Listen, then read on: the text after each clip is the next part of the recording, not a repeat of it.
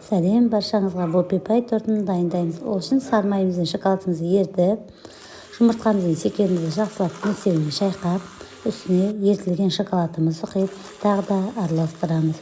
Ұнымызға какао және де қамыр қопсытқыш салып, араластырып, ситодан өткізіп, қамырымыздың ішіне құямыз.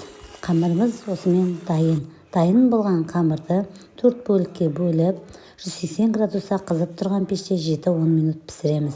Енді кремін дайындаймыз. Кремін дайындау үшін творожный сыр мен сахарный пудраны араластырып, үстіне салқын сливкиді қойып, креміміз қоюланғанша шайқаймыз. Креміміз дайын. Дайын болған кремді кондитерлік қапшыққа салып, торттарыңызды жинап шығасыздар. Тортты жинау өздеріңіздің қалауларыңызша. Мен тортымды осылай жинап шықтым. Дайын болған торттың бетіне шоколадтан ганаш дайындаймыз.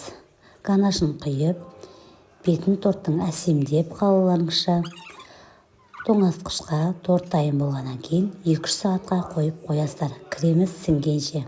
Тортымыз дайын, өте дәмді, керемет жұмсақ болып шығады. Міндетті түрде жасап көріңіздер.